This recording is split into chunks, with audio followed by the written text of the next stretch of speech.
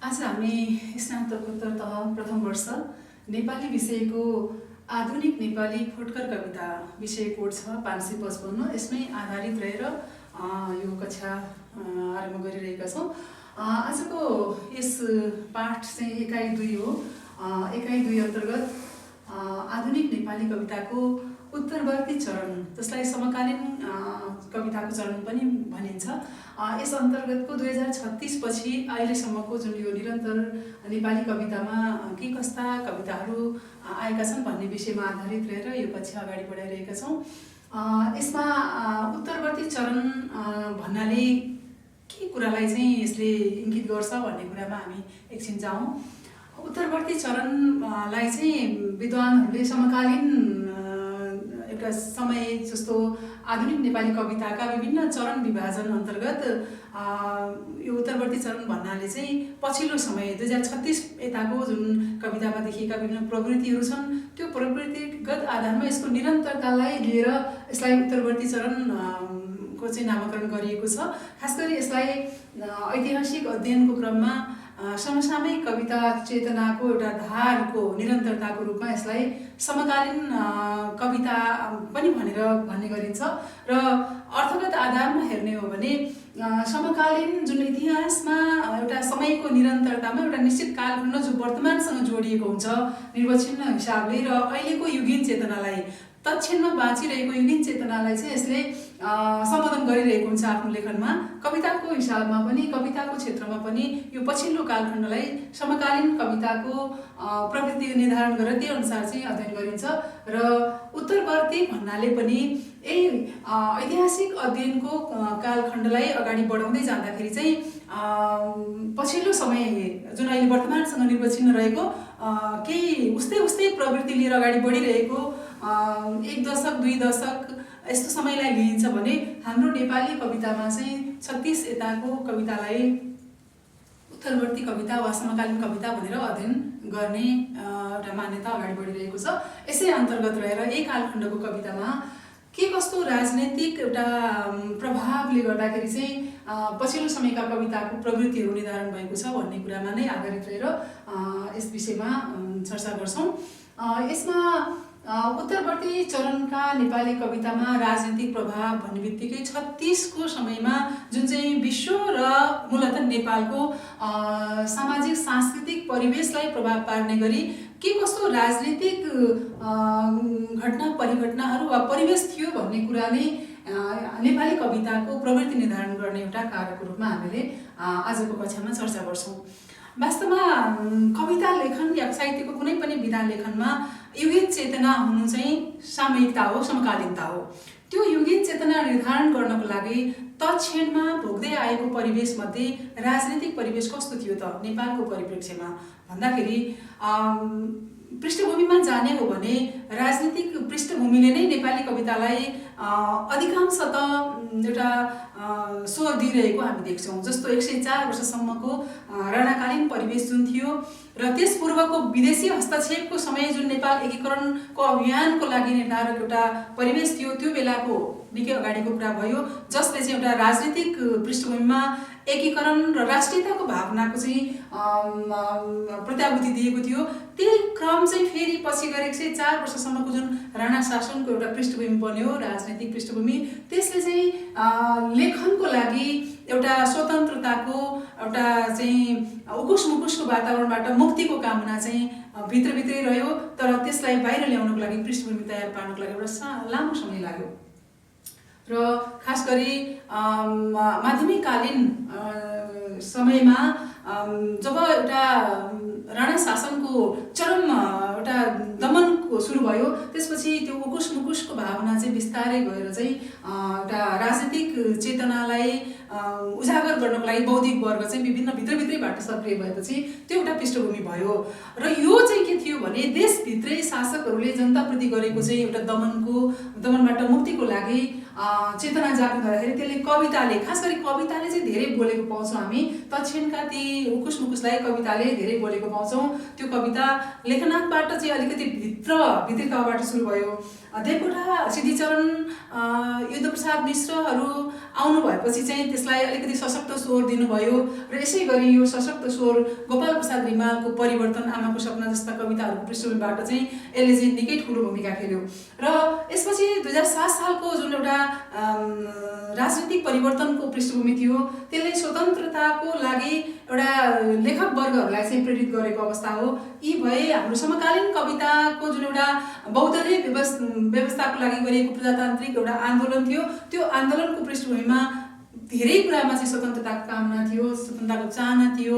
समाजभित्रका विभिन्न जातीय लैङ्गिक अनि त्यस्तै गरी विभिन्न किसिमका अन्य चाहिँ एउटा भनौँ न उच्च वर्ग मध्यम वर्ग आदि जुन वर्गीयताको कुरा छ, आर्थिक स्वतन्त्रताको कुरा छ, यी विभिन्न किसिमका दमनहरूको बाट बाहिर आउनको लागि मुक्तिको लागि चाहिँ त्यो अवसरहरूको खोजी भइरहेको थियो र लेखक साहित्यकारहरू कविहरू पनि भित्रभित्रबाट त्यसमा एउटा जागरुक भइरहेका थिए भने 2036 सालको पूर्व पृष्ठभूमिमा यसरी प्रजातान्त्रिक आन्दोलनको पृष्ठभूमि थियो।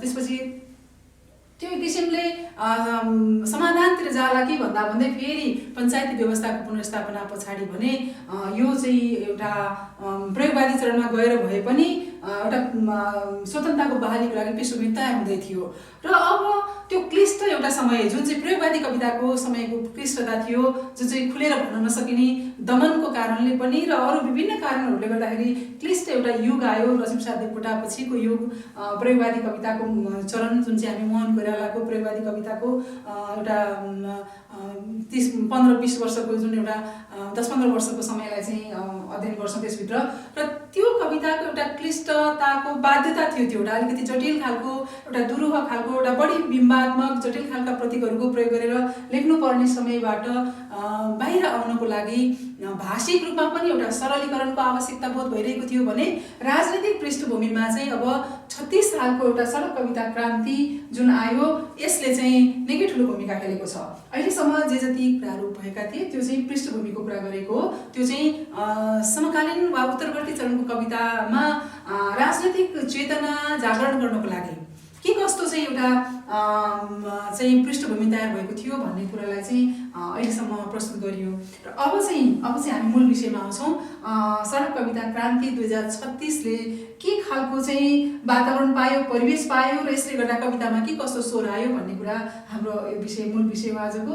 र यहाँ चाहिँ कस्तो रह्यो भने तात्कालीन विश्व घटनालाई हेर्दाखेरि चाहिँ पाकिस्तानमा यो जुल्फिकार अली भुट्टो प्रधानमन्त्री जुल्फिकार अली भुट्टोलाई चाहिँ जियाउल हकको शासनले एउटा फाँसी दिएको घटनापछि एउटा स्वतन्त्रताको कामना गर्दै संसारभरि नै एक किसिमको लहर आएको थियो। त्यो चाहिँ नेपालमा पनि खास गरी बौद्धिक वर्गमा विद्यार्थी वर्गमा चाहिँ यसले एउटा ठुलो प्रभाव पार्यो र यसको विरोधको लागि त्यो पाकिस्तानको घटनालाई लिएर देशभित्र पनि आफ्नो शासन प्रणाली विगतमा आफूले भोग्दै आएका कुराहरू चाहिँ अन्तर सम्बन्धित भएर एउटा जागरुकताको लागि त्यो उठ्यो र त्यसले गर्दाखेरि एउटा बेग्लै स्वर लियो। खास गरी विद्यार्थी आन्दोलनको रूपमा सडक कविता क्रान्तिको जन्म भयो। त्यो विदेशी एउटा घटना अथवा पाकिस्तानको त्यो एउटा घटना चाहिँ एउटा कारक मात्रै आलम्बन मात्रै थियो। तर अब चाहिँ आएर आफ्नो देशभित्रका पनि विभिन्न विसङ्गतिहरू खास गरी राजनीतिक विसङ्गतिहरूको विरोधमा बोल्नको लागि यसले ठुलो एउटा शक्ति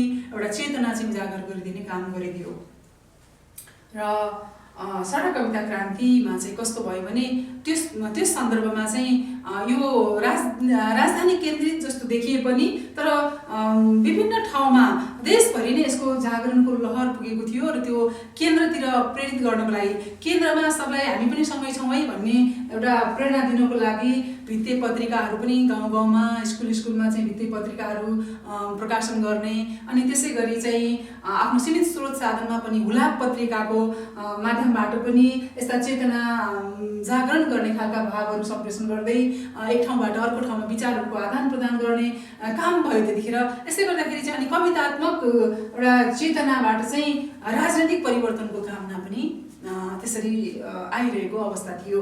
र यसले के गर्यो त भन्दाखेरि चाहिँ वास्तवमा लेखकको लागि परिवेश महत्त्वपूर्ण कुरा हुन्छ भने अनि परिवेशले लेखकले गर्दा परिवेशलाई पनि परिवर्तन गर्न सक्छ। यी दुईटा अत्यन्त अन्तरसम्बन्धित विषयहरू लेखक र परिवेश र लेखक।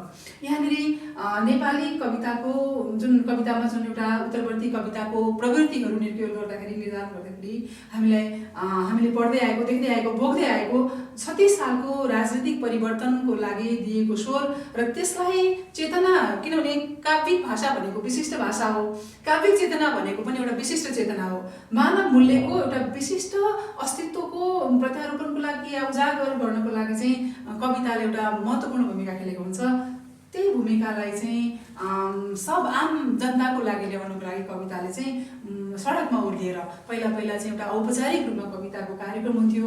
औपचारिक पूर्ण तरिकाले चाहिँ यसलाई व्यवस्थित तरिकाले चाहिँ कविताको कार्यक्रम र कवितामा सहभागी हुनेहरू पनि विशिष्ट खालका व्यक्तित्वहरूको मात्रै एउटा जमघट हुन्थ्यो भने अबको कविताको उद्देश्य चाहिँ राजनीतिको परिवर्तनको लागि भनौँ न, राजनीतिले दबाइएको जुन एउटा अवस्था थियो त्यसलाई चाहिँ राष्ट्र प्रेम साथसाथै नागरिक स्वतन्त्रताको कामनाको लागि चाहिँ कविताको एउटा अर्कै उद्देश्य, युगीन उद्देश्य चाहिँ स्थापना भएको कारणले गर्दा अब कविताको अनौपचारिक प्रदर्शन सुरु भयो, जहाँ चाहिँ यो चाहिँ स्कुल कलेजबाट नै धेरै आएको हो। यो चेतना 2036 सालको चेतना भनेको चाहिँ स्कुल कलेजबाटै बढी आएको चेतना हो। किनभने विभिन्न कार्यक्रमहरू हुन्थ्यो, एकाडेमीहरूमा त त्यहाँ कार्यक्रमहरू गर्न दिँदैन थियो, तर यो त्रिचन्द्र कलेज होस् या अरू कलेजहरू, विभिन्न स्कुलहरू अनि एकदमै भूमिगत हिसाबले दमन होला भन्ने किसिमले सडकमा कहीँ पनि टोलमा जहाँ मिल्छ त्यही जम्मा भयो, झापझुपको कविता सुनायो, जनताहरूलाई चेतनशील बनाउनको लागि कविताको माध्यमबाट छिटो विचारहरू सम्प्रेषण गर्यो अनि फेरि त्यो सामसुममा गर्नुपर्ने स्थिति थियो, किनभने दमन त छँदैन थियो फेरि। र यस्तो किसिमले गर्दाखेरि नेपाली कवितामा राजनीतिक एउटा जुन चेतनाले गर्दाखेरि स्वतन्त्रताको कामनासहित चाहिँ एउटा कविता लेखन, कविता वाचनको एउटा शैली जन्मियो र त्यो शैली भनेको अत्यन्त सरल शैली भयो आम मानिसको लागि।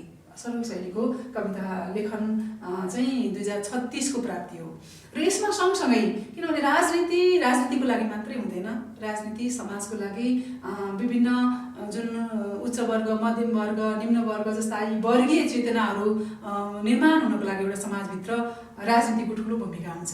यसै गरी जातीय आन्दोलन, जातीय मुक्तिको कामना, किनभने हाम्रोमा समाज विभिन्न जात जातिमा वर्गीकृत छ र भलै त्यो कामको बाँडफाँडको लागि भनिए पनि अन्ततगत जातीय दमनको एउटा कारणले गर्दा समाजमा मान्छे बीचमा चाहिँ ठुलो एउटा विभेद र एउटा विसङ्गतिपूर्ण व्यवहारको चाहिँ जन्म भएको थियो, जसलाई हामी पछिल्लो समयमा यो सीमान्तीय अध्ययनको विषय पनि मान्छौँ।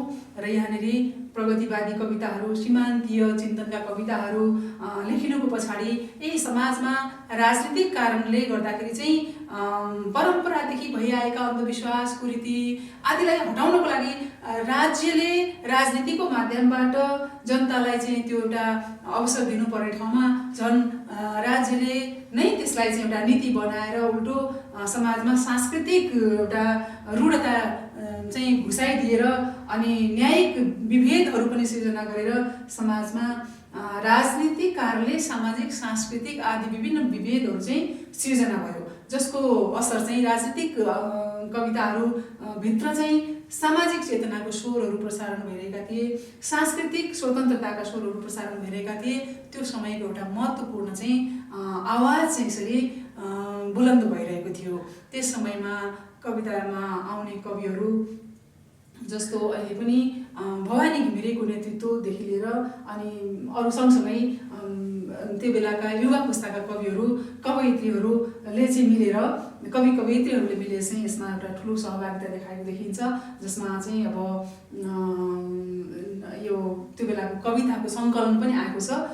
यो भवानी घिमिरेले भवानी पत्रिका मार्फत एउटा चाहिँ सबै मिलेर त्यतिखेरको कविताहरू सङ्कलन गरेर आन्दोलन कविता 2036 चाहिँ प्रकाशित पनि भएको छ। यसरी यो पृष्ठभूमि कालमा चाहिँ राजनीतिक चेतनाको कविता लेखनको पृष्ठभूमि 36 मा, तर जति पनि एउटा देशभरिका विभिन्न जात जाति, लिङ्ग, वर्ग सबैले भने यो आन्दोलनमा सरिक भएर 36 सालको आन्दोलनमा सरिक भएर एउटा निर्णायक आवाज दिन चाहिँ त्यति सक्षम भएन, किनभने स्वतन्त्रताको लागि भर्खरै सडकमा ओर्लिनको लागि चाहिँ बिस्तारै आवाजहरू बन्दै गरेको समय थियो, सरलीकरण हुँदै गरेको समय थियो, त्यति सहज परिस्थिति पनि थिएन।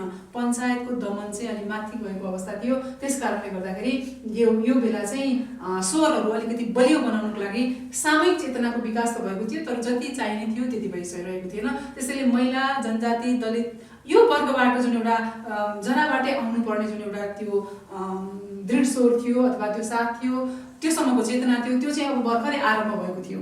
अब यस पछाडि 2046 को जनआन्दोलन, यो बहुदलीय प्रजातान्त्रिक व्यवस्थाको लागि गरिएको जनआन्दोलन 2046 को परिवेशले नेपाली कवितामा अर्को चरणको चाहिँ एउटा अब असर प्रभाव छाड्यो, जुन बेला भने आम मानिसको सहभागिता चाहिँ ज्यादातर भयो। त्यो बेला चाहिँ एउटा निर्णायक स्वरै आयो भनौँ।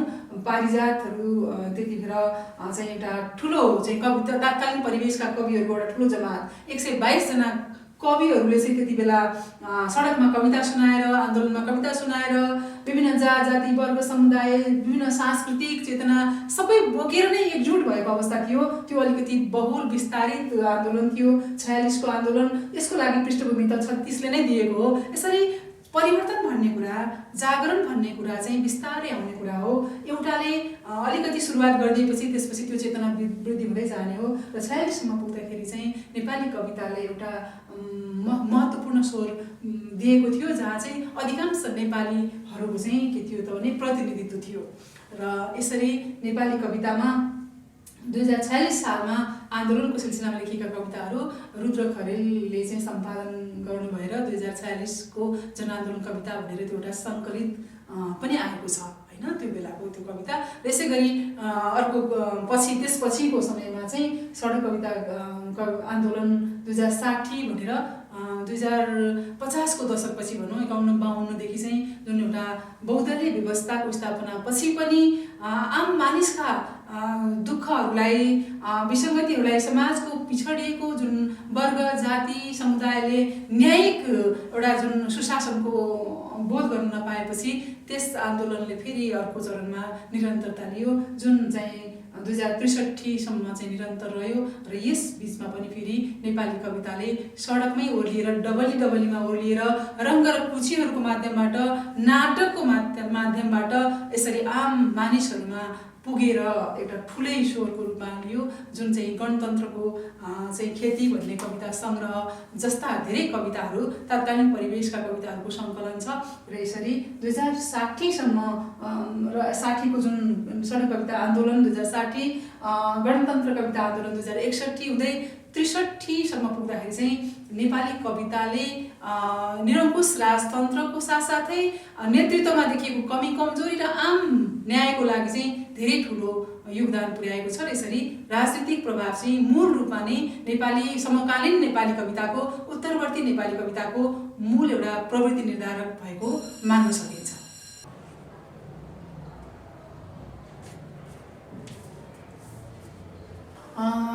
उत्तरवर्ती चरणका नेपाली कविताहरूले समाजमा विभिन्न किसिमका परिवर्तन ल्याउनको लागि एकदमै प्रखर स्वर दिएको पाइन्छ।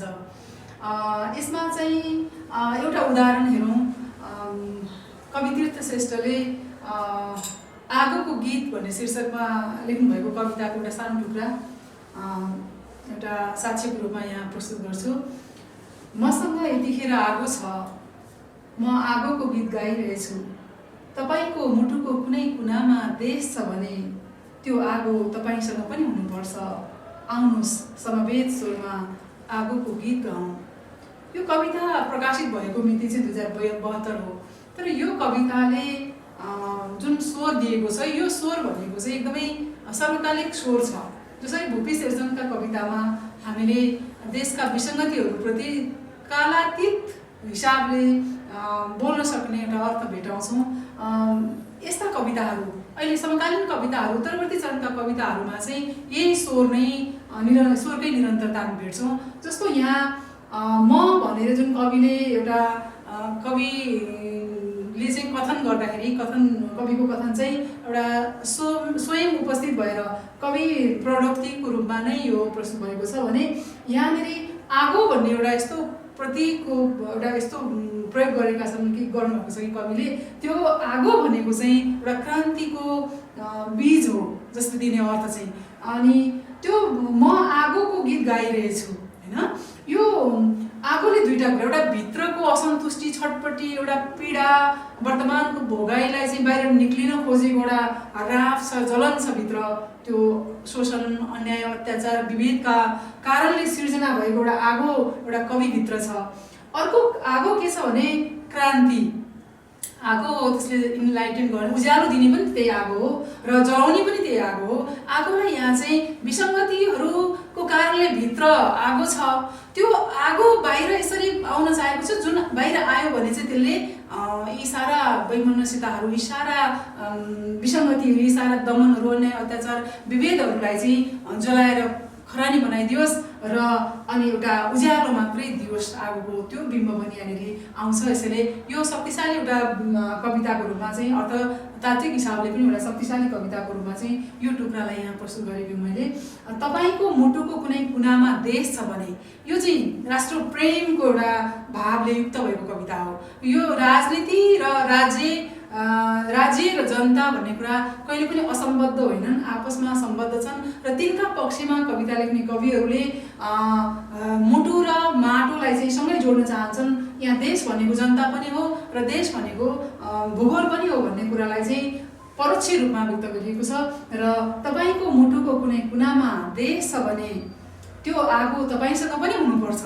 आफूभित्रको एउटा राष्ट्र प्रेम, आफूभित्रको आम मानिसप्रतिको प्रेम र त्यसले दिएको एउटा चेतनाको लहर, जागृतिको लागि एकदमै छटपट्टि भइरहेको मन कविसँग छ र कविले अर्कोलाई पनि, तिमीसँग पनि यदि देशभक्ति छ भने, तिमीसँग पनि मानव प्रेम छ भने, तिमीसँग पनि चेतना चाहिँ हुनुपर्छ त्यो कुरामा भनेर जागरण गराएको छ। र यो सरल शब्दमा, सरल भाषामा चाहिँ आम मानिसलाई चाहिँ प्रेरित गर्नको लागि यस्ता कविताहरू बारम्बार लेखिएकै कारणले चाहिँ यो चाहिँ धेरै मानिसमा कविताको प्रभाव पर्न गएको हो। र अनि आज हामीले हेऱ्यौँ भने हरेक घरमा, हरेक भित्तामा 36 सालमा जुन किसिमको एउटा चेतना थियो, त्योभन्दा अगाडि अझ जुन बेला चाहिँ गोपाल प्रसाद रिमालले परिवर्तन कविता लेखे, त्यो 1997 सालको पृष्ठभूमिमा उनले लेखेको परिवर्तन कवितामा हिजोसम्म जो रोई रोई बाँचिरहेका थिए, आज तिनै हाँसी हाँसी मर्न तयार छन्। कवि तीर्थ श्रेष्ठको कविता भर्खरै हामीले व्याख्या गर्दाखेरि त्यहाँ आगोको बिम्बमा धेरै कुराहरू चाहिँ भनेको पायौँ। यही नै हो एउटा राम्रो कविताले प्रतीकात्मक, कविताको धर्म पनि त्यसको चाहिँ भाषिक एउटा सुन्दरतालाई पनि जोगाएर अनि एउटा राष्ट्र प्रेमको, देशको एउटा जुन राजनीतिको कारणले देशमा गुम्दै गएको एउटा जनताको अस्तित्व र देशको सार्वभौम सत्तालाई चाहिँ कसरी प्रतीकात्मक रूपमा भन्ने कुरा चाहिँ त्यो कवितामा निकै राम्रोसँग व्यक्त गरेको थियो। यहाँ अर्को एउटा कविता छ कवि सोमन पोखरेलको जीवनको छेउबाट भित्र रहेको, र यो चाहिँ गणतन्त्रको खेती, जुन एउटा गणतन्त्र कविता जुन आन्दोलन भयो त्यस समय 2062-63 वाचन गरिएका, प्रदर्शन गरिएका कविताहरूको सङ्कलन, त्यसभित्रको एउटा पिलो शीर्षकको कविताबाट चाहिँ यो टुक्रा मैले यहाँनिर साक्षीको रूपमा प्रस्तुत गरेकी छु। यो चाहिँ आएपछि पिलो साँच्चै राजा नै हुन्छ एक अवधिभर, खिलै उखेलेर नफ्याकुन्जेल कसैले हकारदैमा डराएर भाग्दैन, तर केवल मासुमा समेटिएको हुन्छ पिलो, पिलाको जरा मनसम्म पुगेको हुँदैन, त्यसैले धेरै दिन टिक्दैन। यसरी एउटा राज संस्थाप्रति जुन एउटा जनताको हृदयसम्म पुग्न नसकेको राजतन्त्रको एउटा जुन मनगढन्ते शासन पद्धति थियो त्यसलाई चाहिँ विरोध गरेर तात्कालीन समयमा गणतन्त्रको जुन आन्दोलन भइरहेको समयमा लेखिएर वाचन गरिएको कविता हो। र यो कवितामा चाहिँ पिलो एउटा यस्तो बिम्बको रूपमा लिएको छ र यसमा चाहिँ एउटा अलोकप्रिय नेता वा राजा, अलोकप्रिय भए पनि केही समय चाहिँ ऊ चाहिँ एउटा तथाकथित चाहिँ नेतृत्वमा अथवा शक्तिमा छु भन्ने घमण्डले रहिरहन्छ, तर वास्तवमा त्यसलाई उखेलेर फ्याँक्नको लागि चाहिँ आम मानिसको चाहिँ एउटा शक्ति सञ्चय गर्न आवश्यक छ भन्ने कुरालाई चाहिँ खिलै उखेलेर नफ्याकुन्जेल कसैले हकारदैमा डराएर भाग्दैन, आवाज भन्दा एउटा अलिकति उत्तेजनापूर्ण आन्दोलनकै आवश्यकताको चाहिँ यहाँनिर बोध हुन्छ। शान्तिपूर्ण आन्दोलनले नभइसकेपछि उखालेरै फ्याँक्नेसम्मको एउटा युद्धको चाहिँ स्वरूप लिनुपर्ने स्थितिमा पुर्याएको राजनीतिक सन्दर्भलाई चाहिँ यसले चाहिँ व्यक्त गरेको छ। र तर केवल मासुमा समेटिएको हुन्छ पिलाको जरा मनसम्म पुगेको हुँदैन। मासुले या माटोले मात्रै हुँदैन। जसरी हामीलाई माटो अडाउन ढुङ्गा चाहिन्छ, त्यसै गरी नै मासु अडाउनलाई हड्डी चाहिन्छ। त्यो हड्डी भनेको चाहिँ त्यो दधिचीको हाडको मिठक पनि छ हामीसँग। त्यो भनेको चाहिँ जनता हो। वास्तवमा एउटा शासकको एउटा अडिने ठाउँ भनेको चाहिँ जनता हो। र त्यो जनतालाई चाहिँ जबसम्म सम्बोधन हुँदैन, जनताको मन जबसम्म जितिँदैन, जबसम्म देशका जनताहरू दह्रो पाइला टेक्न सक्ने सक्षम, योग्य, अस्तित्वशाली बन्ने पृष्ठभूमि दिँदैन, त्यो देशको राजा अन्ततः राजा भएर टिक्न सक्दैन भन्ने कुरा चाहिँ एक दिन त्यो बढारिएर जान्छ, फ्याँकिएर जान्छ।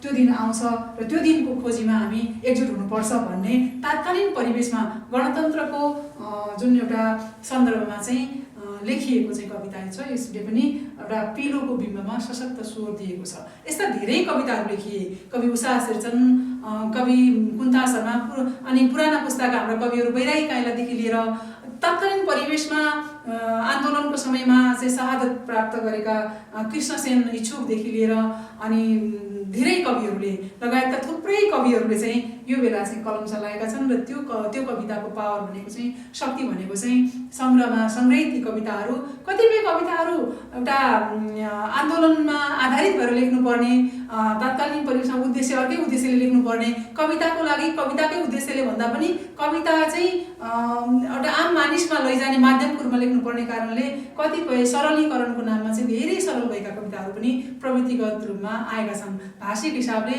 ज्यादै सरल कविताहरू पनि छन्। तर थुप्रै आएको ठाउँमा चाहिँ हामीले छानेर अध्ययन गर्ने हो भने धेरै राम्रा कविताहरू आएका छन्। त्यो राजनीतिक प्रभाव भनेको देशभित्रको आपसी द्वन्द्व एउटा छ भने, अनि वैदेशिक हस्तक्षेपका विरुद्धमा लेखिएका कविताहरू, त्यो वैदेशिक हस्तक्षेप, वैदेशिक राजनीतिको विरुद्धमा लेखिएका कविताहरू पनि त्यो धेरै 2014 सालदेखि नै हामी देख्छौँ। कवि माधव प्रसाद घिमिरेले त्यो हाइड्रोजन बम भन्ने कविता, जुन विश्व परिवेशमा एउटा उपनिवेशको र एउटा यान्त्रिकरणको चाहिँ सशस्त्रको होडबाजी भएको, पर्यावरण क्षति भएको, राजनीतिक एउटा चाहिँ स्वार्थले गर्दाखेरि चाहिँ पृथ्वीकै चाहिँ अन्त्य हुन लागेको विषयमा त्यति बेलै कविता लेखेका छन् भने त्यो कविता चाहिँ चैत वैशाख कविता सङ्ग्रहभित्र सङ्ग्रहित छ। र पछि आएर चाहिँ हाम्रो विजय मल्लले पनि यस धरतीको पानीमा जस्तो कविताहरू लेखेका छन्। 1939 सालमा प्रकाशित विजय मल्लका कविताहरूभित्र चाहिँ त्यो कविता सङ्कलित छ। यसै गरी विक्रम सुब्बाका कविताहरूमा पनि यो चेतना छ। मोहन कोइरालाका धेरै कविताहरूमा पर्यावरण र राजनीतिका सांस्कृतिक सन्दर्भहरूका कुराहरू आएका छन्। भनेपछि हाम्रो राजनीतिले चाहिँ उत्तरवर्ती चरणमा समकालीन समयका कविताहरूमा चाहिँ सांस्कृतिक, राजनीतिक, सामाजिक पक्षहरूलाई चाहिँ अन्तर्सम्बन्धित गरेर लानको लागि मूल स्रोत चाहिँ राजनीतिकै छ, राजनीतिक चेतनाकै छ। यस कारणले गर्दा राजनीति नेपाली कविताको मूलधारमा चाहिँ प्रभाव पार्ने एउटा विषयको रूपमा तात्कालीन परिवेशमा पनि थियो र अहिले पनि छँदैछ। जे कुरा पनि अगाडि बढ्न खोज्यो राजनीतिकी बाधक भएर आउँछ कि राजनीति चाहिँ अर्को अस्थिरताले चाहिँ मानसिक द्वन्द्वमा पुर्याउँछ।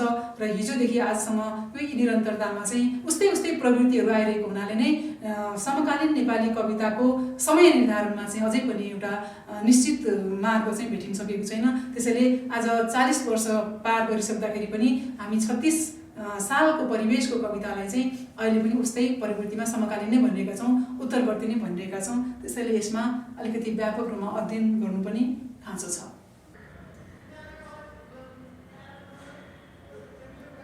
एउटा अर्को कविता यही उत्तरवर्ती चरणकै राजनीतिक चेतनामा आबद्ध भएर लेखिएको एउटा कविता छ।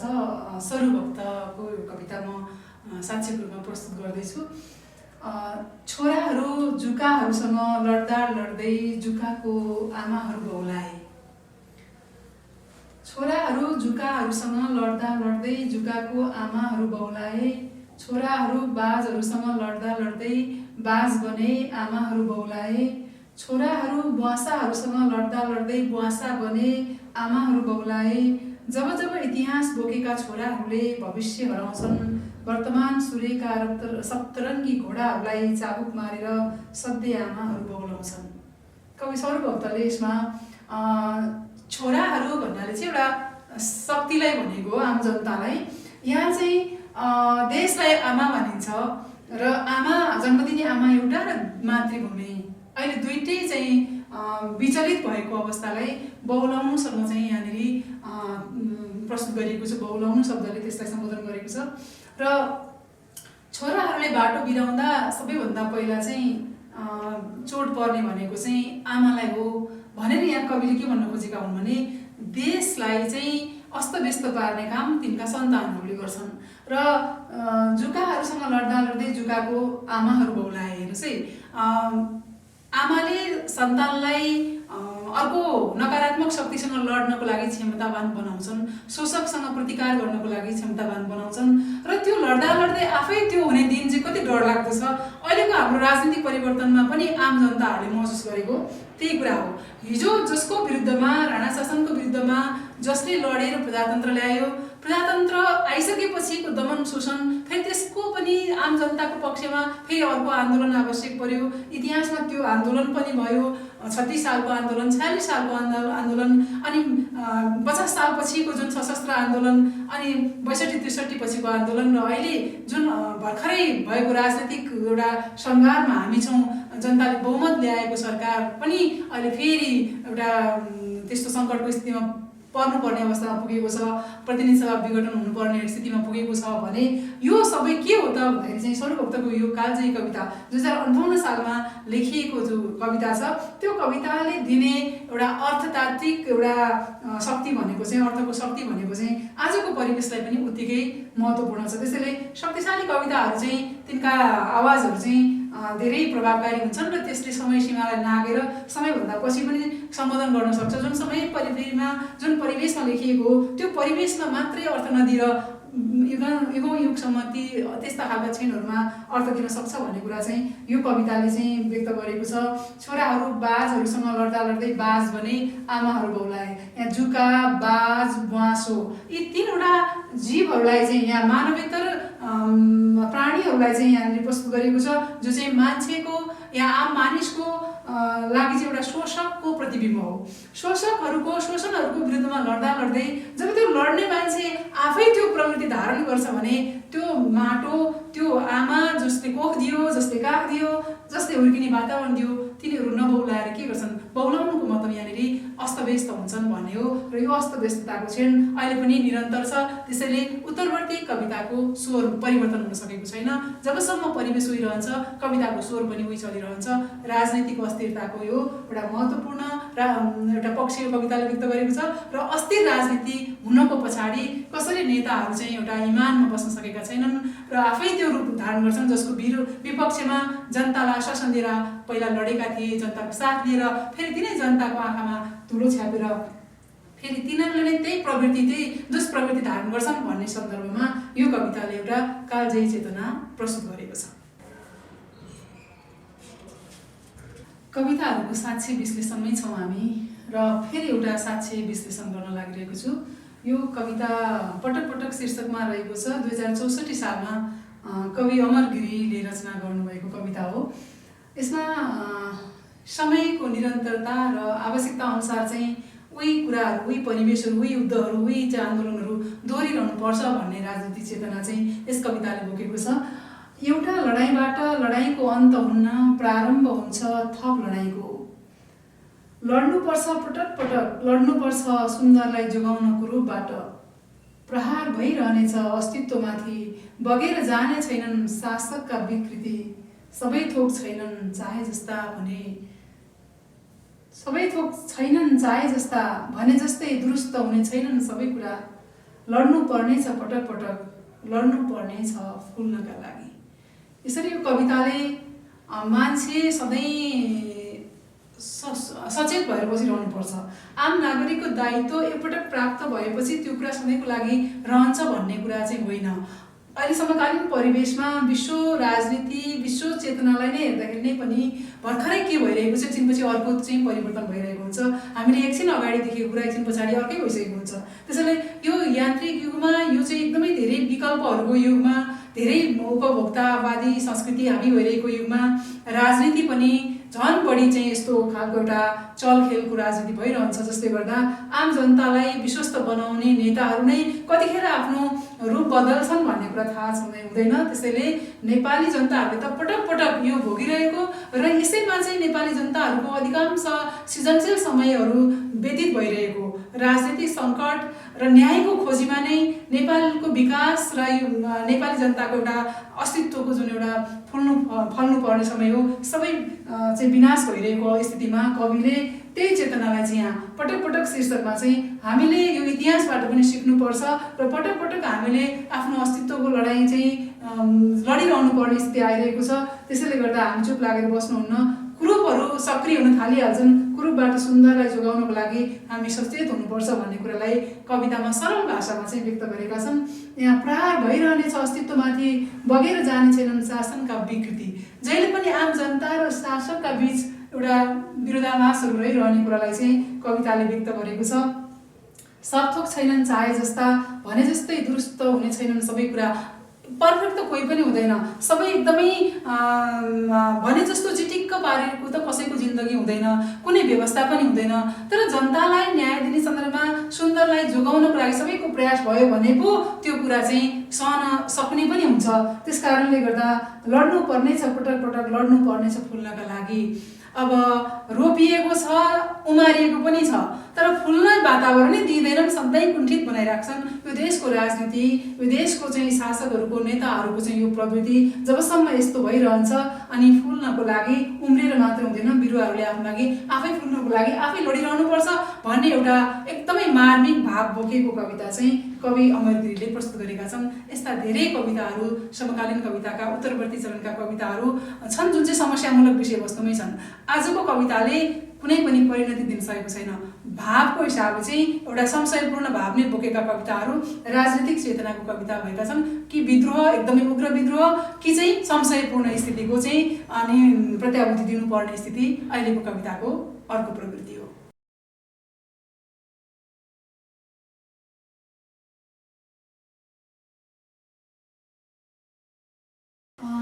नेपाली कवितामा, समकालीन नेपाली कवितामा राजनीतिक प्रभावको यो सर्वव्यापकता जो हिजो 36 साल पूर्वदेखि पृष्ठभूमिको रूपमा र अहिले निरन्तर रूपमा आइरहेको सन्दर्भमा विभिन्न खालका चेतनाहरू चाहिँ यसबाट अन्तर्सम्बन्धित भएर चाहिँ प्रकट भइरहेका छन्। यसमा नारी चेतनाको कुरा पनि राजनीतिसँग जोडिरहेको छ भने लैङ्गिक विभेद पनि समाजको न्यायिक एउटा राजनैतिक न्यायिक पक्षसँग भएको विभेदले गर्दाखेरि चाहिँ नारी चेतनाका यस्ता विसङ्गतिका विरुद्धका स्वरहरू पनि आएका छन्। त्यसै सन्दर्भमा एउटा कवि कुन्ता शर्माको एकदम बहुचर्चित कविता पोथी बाँच्नु हुँदैन 2020तिरै लेखिएको कविता हो यो, र यसको चाहिँ फेरि आजसम्म पनि उत्तिकै यसको चाहिँ प्रस्तुति, यसको लोकप्रियता चाहिँ देखिन्छ। त्यसबाट एउटा चाहिँ सानो सन्दर्भ यहाँनिर साक्षी चाहिँ प्रस्तुत गरिरहेको छु। अवरुद्ध चेतना कहिलेकाहीँ प्रवाहित हुन खोज्दा, जडताका विरुद्ध गतिशीलताको क्षितिज छुन खोज्दा, उज्यालोले कुतकुत्याएपछि सम्पूर्ण सास जुटाएर, धैर्यको बाँध फुटाएर, मध्ययुगीन पर्खाल चर्काउँदै, विषाक्त परिवेश थर्काउँदै, मुख खोल्दा आँटिला मुटुहरूले साँचो कुरा बोल्दा, आतंकित बर्बरताहरू एकैचोटि बिउजिए जीवनको विरुद्ध, मृत्यु घण्ट ठोक्न सक्छन्, एकहोरो शङ्ख फुक्न सक्छन्। त्यसैले ठुलो आँट नलिई काँडाघारीमा बस्नु हुँदैन, उन्मुक्त हाँसो हाँस्नु हुँदैन, पोथी बाँच्नु हुँदैन। यो कविताले एकदमै धेरै कुराहरू चाहिँ बोलेको छ, प्रतीकात्मक रूपमा, बिम्बात्मक रूपमा। एउटा सानो कुखुराको जीवनशैली, भाले र पोथीको एउटा प्राकृतिक गुण, बिहान भाले बाँच्ने र पोथीले चाहिँ आफ्नो दैनिकी अर्कै किसिमले सुरु गर्ने, यो सामान्य एउटा शब्दकोशीय अर्थ हो। तर यस कुरालाई लिएर चाहिँ महिलाहरूले चाहिँ उज्यालोको शङ्खघोषै गर्नु नहुने, अथवा घरको सङ्घार नाग्नै नहुने, अथवा कालकोठरीमा अरूकै सेवामा दोस्रो दर्जाको नागरिक भएर बाँचिरहनु पर्ने, ठुलो स्वरले बोल्नु नहुने, समाजमा कुनै केही सभा सम्मेलन या आफ्ना तर्क विचारहरू राख्ने ठाउँमा घरको पुरुष छैन भने महिलाहरू त्यहाँ उपस्थित हुन नहुने, होइन ठुलो कुरा गरेको हुने या यस्ता किसिमका विभिन्न यो जडवादी सोचले व्याप्त भएको समाज र हाम्रो समाजको प्रवृत्तिलाई चाहिँ लिएर लेखिएको भए पनि यो कविताले त्यतिसम्म मात्र सीमित अर्थ दिँदैन। यहाँनिर चाहिँ जुन ठुलो आँट नली काँडा घारीमा बस्नु हुँदैन, उन्मुक्त हाँसो हाँस्नु हुँदैन, पोथी बाँच्नु हुँदैन। भलै यो एउटा नारी संवेदनाको एकदमै मर्मान्त विषयमा आधारित छ, तर राजनीतिक एउटा दमनको कुरालाई पनि यसले त्यत्तिकै ध्वन्यात्मक रूपमा चाहिँ अर्थ धारण गरेको छ। मध्ययुगीन पर्खाल चर्काउँदै विषाक्त परिवेश थर्काउँदै मुख खोल्दा आँटिला मुटुहरूले साँचो कुरा बोल्दा आतंकित बर्बरताहरू एकैचोटि बिउजिए जीवनको विरुद्ध। यो चाहिँ राणाकालमा पनि भएकै कुरा हो, पञ्चायती शासन व्यवस्थामा पनि भएकै कुरा हो र पछिल्लो समय जे जति राजनीतिक परिवर्तनहरू भए र अझै हुने क्रममा छन् ती सबैको बिचमा यस्ता दमन र एउटा चाहिँ आँटिलो मुटु लिएर चाहिँ गएन भने त्यसलाई चाहिँ एकदमै आवाजहरूलाई चाहिँ थिच्ने चाहिँ निस्तेज पारिदिने क्रमहरू चाहिँ जारी नै छ। त्यसैले जो हामी उज्यालोको खोजीमा हिँड्छौँ भालेको डाक लिएर, त्यसले सामान्य साहस या त्यस्तो थरथराउने डराउने मुटु बोकेर होइन कि एउटा आँटिलो मुटु बोकेरै अगाडि बढ्नुपर्छ भन्ने भाव सम्प्रेषण गर्नको लागि बोलिएको एउटा सशक्त कविता छ कुन्ता शर्माको यो कविता। यसरी नै धेरै कविताहरू लेखिएका छन्। शारदा शर्मा, बेन्जु शर्मा, मन्जु काँचुली, डाक्टर बानिरा गिरी, धेरै कविहरू छन्। एउटा नारी चेतनाको सँगसँगै अन्य युगजनिन मानवीय चेतनालाई लिएर चाहिँ कविता लेख्ने कविहरूमा त्यस्तै कवि मन्जुल, कवि धेरै कविहरू जस्तो विष्णु विभु घिमिरे, कवि दिनेश अधिकारी लगायतका थुप्रै कविहरू जसले चाहिँ आन्दोलनमा पनि सहभागी भएर कविताको खेती गर्नुभयो र यो चाहिँ एउटा जनआन्दोलन कविताको एउटा प्रवृत्तिहरू निर्धारण गर्नको लागि यी सबै कविहरूको चाहिँ कविताहरूको चाहिँ एकमुष्ट एउटा योगदान छ। र यसरी हामीले यो कक्षामा चाहिँ उत्तरवर्ती चरणका समकालीन समयका कविताहरूको युगीन चेतना चाहिँ कस्तो छ भन्ने कुराको चाहिँ सोलो डोलो यो चाहिँ एकदमै भेग विषय छ, विस्तृत विषय छ। यति धेरै छ कि 2036 पछिका कविताहरूको मात्रै अध्ययन गर्ने हो भने पनि यो 4 दशकमा धेरै कविताहरू लेखिए अनि यो प्रवृत्तिहरू पनि धेरै किसिमका आए। हुन त मानवीय अस्तित्वको ह्रास भएको कारणले र जीवनका निस्सारताहरूको बोध गरेर स्वतन्त्रताको प्राप्तिको लागि, अस्तित्वको प्राप्तिको लागि विभिन्न आन्दोलनहरूको रूपमा कवितालाई अगाडि ल्याएर चाहिँ कविताहरू लेखिएका छन् धेरै। तर यो बीचमा विश्व परिवेशलाई लिएर जस्तो नारीवादी चेतना भयो, सांस्कृतिक चेतना भनौँ, धेरै सांस्कृतिक चेतनाका कविताहरू चाहिँ लेखिएका छन् जसमा सांस्कृतिक चेतना अन्तर्गत पर्ने विभिन्न सीमान्तीय अध्ययनदेखि लिएर अनि यो सीमान्तीहरूले आफ्नो आवाज आफै व्यक्त गर्न सक्दैनन् भने अनि बौद्धिक वर्गले या लेखक कविहरूले नै त्यसमा आवाज भरिदिनुपर्छ भन्ने खालको एउटा जुन पुरातन अथवा पहिलो यो सिद्धान्त सीमान्तीय सिद्धान्त सबाल्टर्न थ्योरी जसलाई भनिन्छ त्यो सिद्धान्तको एउटा पृष्ठभूमिमा जुन कुरा थियो, अब आएर भने जो भोक्ता हो, जो पीडित हो, उसले आफ्ना कुराहरू आफै बोलेर कविता लेख्ने जस्तो कविताहरू थुप्रै भेट्छौँ हामीले जनजातिका कविताहरू, दलितका कविताहरू, हामीले सशक्त स्वर दिने आहुतिका कविताहरू हामीले धेरै पढिसकेका छौँ। भनेपछि यस्तै अरू धेरै त्यो वर्ग जसलाई चाहिँ हामी दलित तथाकथित दलित भन्छौँ र जसलाई चाहिँ हामी भेदभावको चाहिँ एउटा जाति भेदभावको चाहिँ द्वन्द्वमा परिरहेको जीवन बाँचेको भोक्ताहरूले आफू स्वयं लेखेका कविताहरू नै अब आउन थाले। क्यान सबाल्टर्न स्पिक भनेर चाहिँ गायत्री स्पिवाकले सिद्धान्तमा सोधेको कुरा चाहिँ अब पहिला नो अरूले चाहिँ बोलिदिनुपर्छ भन्ने थियो होइन, बौद्धिक वर्गले बोलिदिनुपर्छ, चेतनशीलले बोलिदिनुपर्छ भन्ने थियो। तर जब हाम्रो यो 36 साल यताको क्रान्ति भयो र खास गरी अझ 51-52 सालमा भएको सशस्त्र जनआन्दोलनपछि जुन गणतन्त्रको स्थापना भयो 62-63मा गणतन्त्र स्थापना पछिका दिनहरूमा हेर्ने हो भने त्यो बेलाको अहिलेसम्मको यो 62-63को जनआन्दोलन पछिको यो व्यापक समयमा चाहिँ सांस्कृतिक परिवर्तनको एउटा आवाज चाहिँ एकदमै बुलन्द भएको छ। हामीले समयलाई चाहिँ निर्धारण गर्ने हो भने, अब समकालीन कविताको प्रवृत्तिलाई चाहिँ छुट्याउने हो भने 62-63को जनआन्दोलन पछिको समयलाई चाहिँ सांस्कृतिक पुनर्जागरणको समय भनेर चाहिँ भन्न पनि सकिन्छ भन्ने कुरा धेरैतिरबाट चाहिँ छलफलमा आइरहेको विषय पनि हो। र अब अहिले आएर चाहिँ यो अर्को एउटा प्रवृत्ति आएको छ यो कोभिड-19ले चाहिँ सताएको र प्रकृति र मान्छेको बिचको एउटा ग्याप, समाजका मूल्य मान्यताहरू, संस्कृतिहरू सबै एउटा विस्थापित हुन लागेको समय, आर्थिक हिसाबले धराशायी भएको जीवनको समय, यो मान्छेको हातमा नभएको निस्तारताको बोध, यान्त्रिकरण, प्रविधि र जीवनका महत्त्वाकांक्षाहरूले मान्छेलाई कहीँ नपुर्याउँदो रहेछ, जति दौडे पनि पुग्ने ठाउँ कहीँ रहेनछ भन्ने कुराको बोध गराउने कविताको युगसम्म अहिले हामी बाँचिरहेका छौँ। र यसमा पनि राजनीतिक प्रभाव उत्तिकै छ, यसबिचमा पनि जनताका दुःखहरू उत्तिकै छन्। एउटा भोकको दुःख छ, एउटा प्राकृतिक हिसाबले आएको रोगले गर्दाखेरि जन्मेको भोग, अर्को चाहिँ राज्य सत्ताले दिएको, जनतालाई दिएको दुःखको भोग उत्तिकै छ। र यसको एउटा निराकरण र निष्कर्षमा पुग्न नसकेको यो स्थितिमा कविताको प्रवृत्तिहरू झन् विस्तारित हुँदै गइरहेका छन्। यसलाई व्यवस्थित अध्ययन गर्नको लागि एउटा अनुसन्धानात्मक कार्य गर्नु जरुरी छ।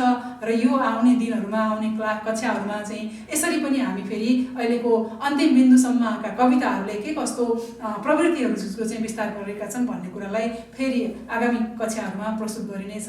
र यसरी आजको कक्षामा समकालीन कविता अथवा उत्तरवर्ती कविताका धेरै पाटाहरूमध्ये राजनैतिक प्रभावमा आधारित कविताहरूलाई मात्र यहाँनिर प्रस्तुत गरिएको हो। र यसबिचमा साहित्यिक प्रभावका र सामाजिक प्रभावका, सञ्चारको दुनियाँले ल्याएको विशद एउटा व्यापकताले गर्दाखेरि कवितामा पारेको असरहरू र जीवनको एउटा प्राविधिक जीवनले गर्दाखेरि चाहिँ मानवीय मूल्य चाहिँ कतातिर गइरहेको छ भन्ने अझै संवेदनशील जीवनका कविताहरू यो बिचमा धेरै लेखिएका छन्। पर्यावरणीय विनाशका संरक्षणमुखी कविताहरू, अनि यी आन्दोलनहरू जस्तो संरक्षण कविता आन्दोलन जस्ताको आन्दोलनका कविताहरू, र सँगसँगै कविताको शैलीगत पक्षमा पनि पहिलाको समय थियो जुन बेला चाहिँ यो समकालीनताको पूर्वमा रहेको कविताको जुन एउटा लामो परिवेशमा त्यो छन्द कविताहरूको बाहुल्य थियो भने बीचमा आएर यो 36 यताको कविता चाहिँ अधिकांशतः मुक्त लयका कविताहरू आए र मुक्त लयका कविताहरूले नै नेतृत्व गरिरहे र छन्द कविता र मुक्त कविताको बीचमा एक किसिमको द्वन्द्व पनि भइरह्यो। तर अहिले पछिल्लो समयमा आएर मुक्त लयका कविताहरू र छन्द कविताहरू यी दुवै शैलीका कारणले आफ्ना आफ्ना एउटा सौन्दर्य बोकेर हिँडेका छन् र दुईटैले विचारहरूको सम्प्रेषण गर्नको लागि उत्तिकै महत्त्वपूर्ण भूमिका खेलेका छन् भन्ने कुरा फेरि एक ठाउँमा आइपुगेको छ।